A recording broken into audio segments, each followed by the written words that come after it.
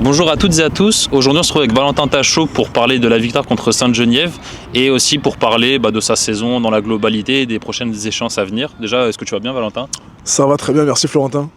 Alors, première question, comment tu vois un peu la victoire 4-0 même contre Sainte-Geneviève samedi dernier? Est-ce que pour toi, c'est le match référence de la saison?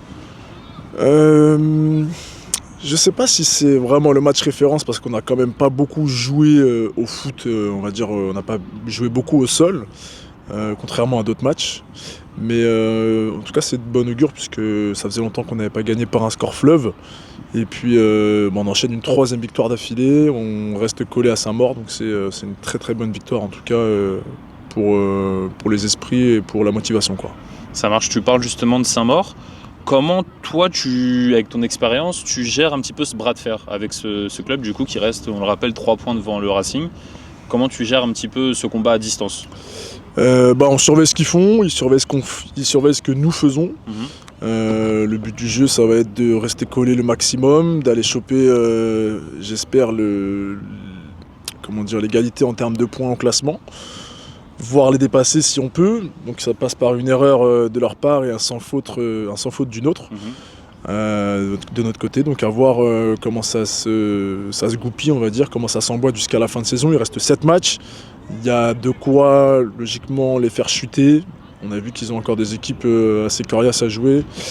Bon, nous c'est le cas aussi, mais en tout cas on espère que ça va chuter de leur côté et que tout va rouler pour nous jusqu'à la fin de saison, quoi. Ok, toi déjà au club, on va y revenir après, mais ça fait plusieurs années que tu es au Racing, tu as déjà connu des batailles pour la montée, notamment en N1, tu as aussi connu des batailles pour le maintien.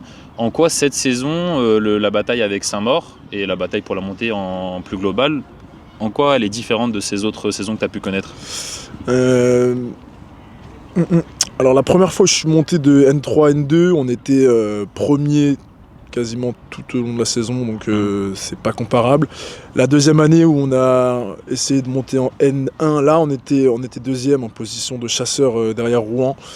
Et on est un peu dans cette position, encore une fois comme avec Saint-Maur, où on attend le faux pas du leader. Donc ça met quand même de la pression parce que nous on doit pas se louper, on doit aussi espérer que eux se loupent. Mais c'est un peu la même configuration que justement pour cette montée face à Rouen. Et j'ai pas trop de ressenti particulier, si ce n'est que là on est sur un bon groupe, une bonne équipe, on enchaîne des bonnes victoires, tout le monde joue ensemble les uns avec les autres, avec un super comportement, un super état d'esprit. Donc franchement, il y a de bonnes chances en tout cas pour que ça se termine bien en fin de saison, quoi. C'est ce qu'on espère. En parlant d'expérience cette saison passée, j'ai une petite photo à te montrer. Oula.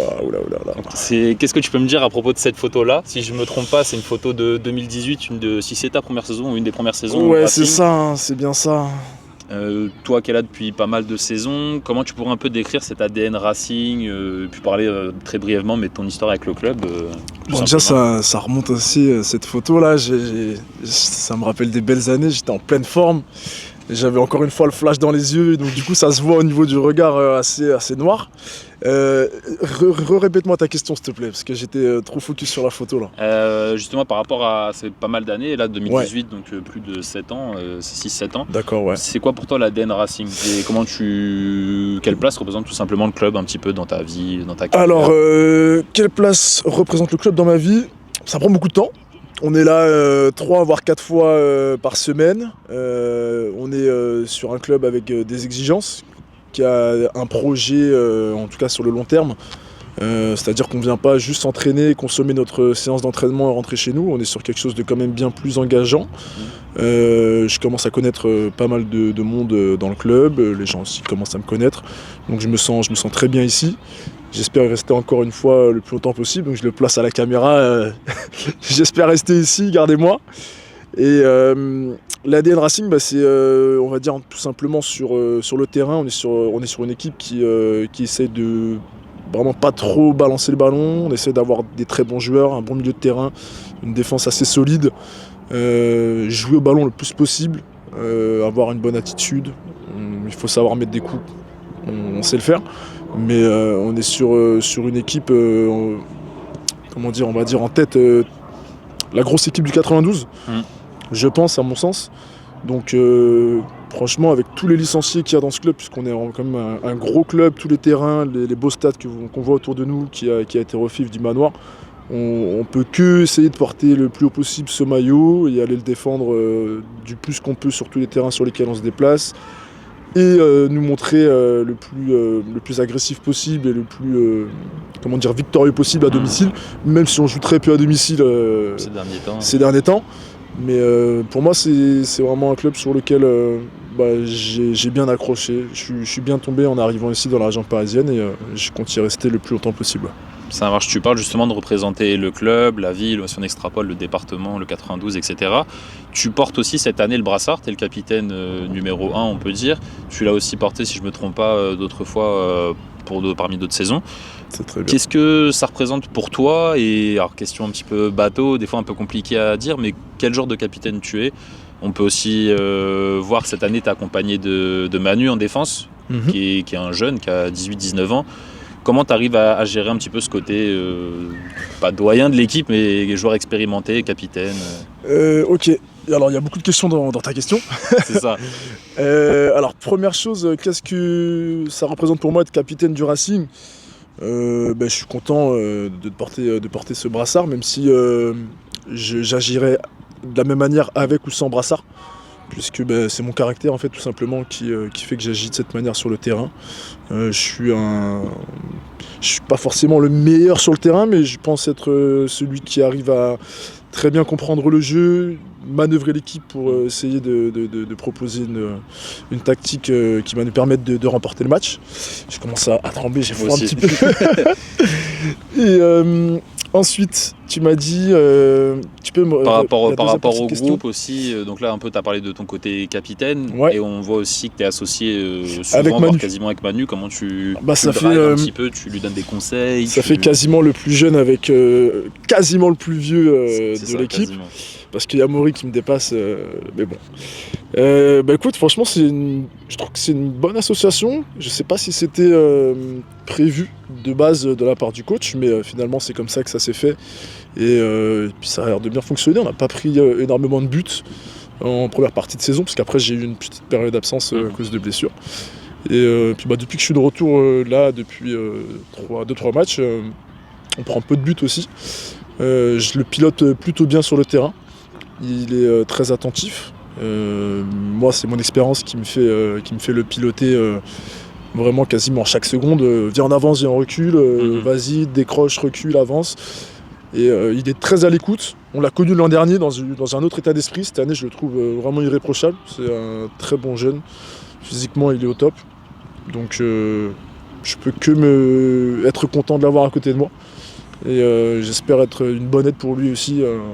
Sa future carrière, parce que je pense qu'il ira peut-être un peu plus haut par la suite. Il a encore quelques saisons à venir, normalement, on l'espère. J'espère pour lui, ouais. Dernière question pour un peu parler du groupe, après on parlera de l'actualité de ce week-end, mais pour parler du groupe, comment donc encore une fois, sans rappeler le fait que tu as connu beaucoup de saisons, etc., mais tu as connu quand même pas mal de groupes. Ouais. Est-ce que tu te sens bien déjà simplement de celui-là? Comment tu pourrais un peu le décrire très brièvement? Cette année, je me sens très bien. Cette année, je me sens très très bien. Ça rigole chaque instant. C'est ce qu'on disait avec Marvin, on vous voit, nous qui faisons les déplacements, les entraînements, ça s'envoie des vannes, mais toujours...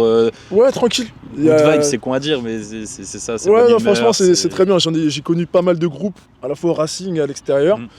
Et souvent, c'est bête à dire, mais une fois, j'ai frôlé la descente et on s'était dit, on est nul, mais qu'est-ce qu'on rigole en fait. Et à partir de ce moment-là, on peut quand même, on peut créer beaucoup de choses sur le terrain parce qu'on est, on a une tolérance vis-à-vis de la critique.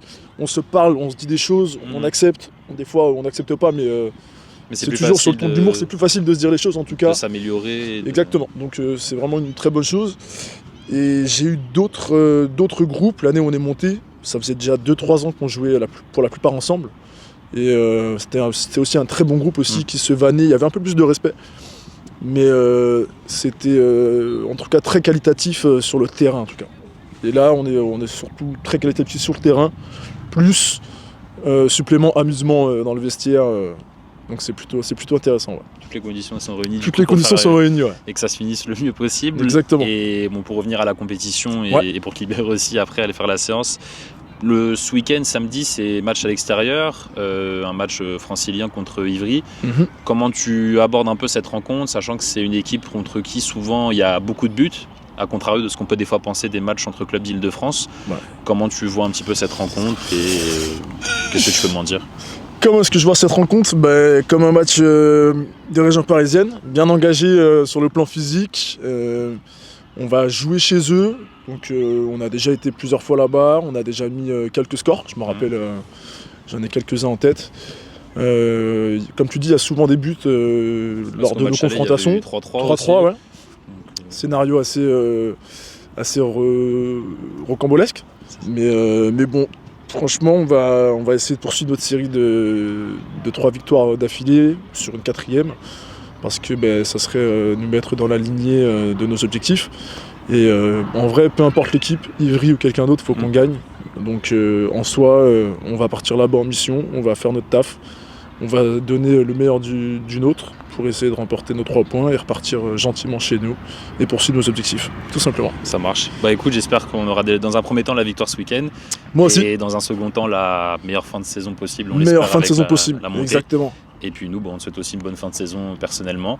Et excellent. Merci pour ton temps. Et puis nous, on se retrouvera pour une prochaine fois avec un nouveau joueur et à bientôt. Salut. Très bien. Salut Flo.